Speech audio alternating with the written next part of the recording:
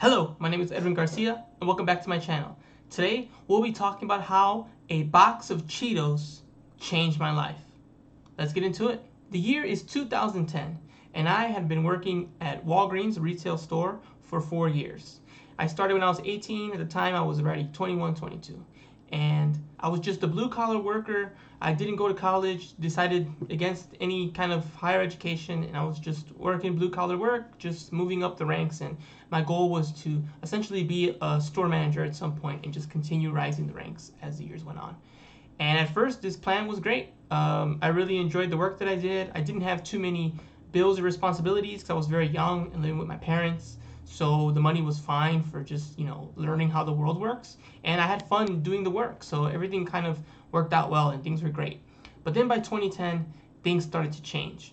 To make a long story short, management kind of changed around and I went from essentially the golden boy to the whipping boy. I was now went from the guy who could do no wrong to the guy who could do no right. Suddenly, they were, people always were looking for a reason to be mad at me, assuming I did something wrong.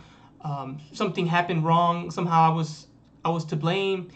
It kind of became a scenario where you could just tell that, there was, people who were looking for reasons to talk about me in a negative light. And I got very frustrated. I don't know how much it comes off of my videos, probably not too much, but I'm outgoing and just direct person. And whenever I feel like I see BS happening, I'm pretty vocal about it. And I had confrontations with managers, nothing crazy, but just being like, no, that's not what happened, or, explaining myself and just not, taking just BS. And, that wasn't going well. And it got to the point where in 2010, there was a span of a couple weeks where every single day that I finished work, I was in my car before, waiting for it to warm up or whatever, to drive home. And I was just so frustrated. I'm like, that was a terrible day. And that happened for so many days. I felt like the character of The Office Space, where he says every day, is the worst day of my life. It wasn't that extreme, but I was like, every day I'm very frustrated at the end of the shift. I'm not happy with the work that was done. I'm not happy with how I was being talked to and treated, and the environment felt very negative and not good. So it all kind of came to a head. 2010, I was working a night shift, and I was filling up the chip aisle, and which is something you do as part of the closing process. Filling up chips, dairy, cleaning, sweeping, mopping, that kind of thing. And I was filling up the chip aisle, and it all just hit me. What am I doing with my life? It really hit me that I am not, with the current situation with management, I'm just not going to move up here. And if I'm not going to move up, this isn't enough for me to feel happy with my life, if this is all it's going to be. And also, to add more to it, if things go really negative here and maybe they speak so ill of me, I can't even put it down as a recommendation or put it down as a reference in a job scenario, that means the last 4 years really went to waste, because not only did I not move up, and not only can I not move up, I also can't put this down as a reference. So I'm 22 now with no jobs because I only had that one job. Got it when I was 18 and I've had it for 4 years.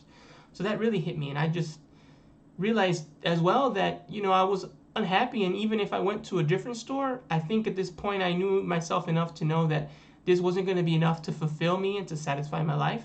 That at the end of the day, even if you paid me, $100,000, I was never going to feel joy or fulfillment from, counting the money in the register and administering refunds and doing customer service and bagging groceries. Even if you give me $100,000 to bag groceries, me personally, that's not going to fulfill me. I'm still going to be like, okay, I get paid really well to bag the groceries. I don't want to do that. And it really hit me that means that this is all a mistake, and this whole thing is not good for you. The last 4 years have been very bad, actually. And I just stood there staring at the chips, staring into, it was staring back at me, into my own abyss of darkness. And I was like, oh my God, this is not good. And at that moment, a manager named Bob, and I think I'll just mention Bob's name because 1, it sounds like I made it up anyway, and 2, I don't think they watch the channel, and 3, I just won't give the last name. So good luck figuring out who Bob is. So yeah, Bob walks by and he gave one of those common, manager work questions, like, how are you doing? What's up? One of those. But me and Bob were pretty, not close, but I was pretty comfortable talking to Bob because he was down to earth. And even though he was an executive assistant manager, so he was way ahead of me, he was really cool, and we could share life and just talk life and whatever, down to earth person. So I was honest with him. I'm like, I'm lost. What am I doing? What am I doing here? I'm here and I'm wasting my time, and I'm not gonna get promoted, and like I'm in big trouble. And he kind of made that face that a person does when you give too much information, like a whoa. I just kind of said it as a, you know, just say you're doing good and keep it moving, right? And that's not what I did. So then he was taken aback for a moment, and then he's like, well, I'll tell you the same thing I tell everyone else. What would you do if, you could do whatever you wanted? And I look at him, I'm like, just music. Like, I just want to do something in music. And he's like, well, then you should work on doing something with that. Figure out what that is and get started on it, Still very young. And, I've heard stuff like that before. But, sometimes you have to hear something 101th time for it to really snap in your head. And that's what happened to me. He said it, and I'm like, yeah, okay. And, I gathered myself, and I finished filling up the chips. And then I, finished the day, and I went home that night, and I started researching schools and researching what the path would be and what I would do. And it began my exploration to this world of sound, this world of audio. That led to me going back to school. That led to me getting my associates, getting my bachelor's, graduating, teaching piano, doing piano performances, doing compositions, doing game audio, doing sound design. Like, it all can be traced to that moment in the chip aisle where I totally lost it and was like, I'm done. And I was filling up that box of Cheetos and taking that box of Cheetos and putting it on the rack, and that changed my life. So I don't think too many people can say a box of Cheetos changed their life, but it changed mine, and it was a big moment for me. So it just goes to show you never know where things are going to go. It goes to show that, the journey's not over until, it's over. And I remember at 22, I thought that, my life was sad and it was too late. And, now I just laugh at that person because I am significantly older now, and I still feel like there's plenty of time. Not plenty of time in terms of I know how long of time there is, but plenty of time to know that the story's not over. And if it's not over, keep going.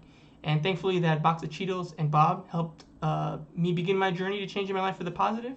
And hopefully you found this story to be charming, endearing, and a little funny. That's enough for now. Next month and the next video will be in a couple weeks, and we'll kind of get back into our music stuff. So it's been fun this month, kind of getting away from music and just kind of talking random stuff.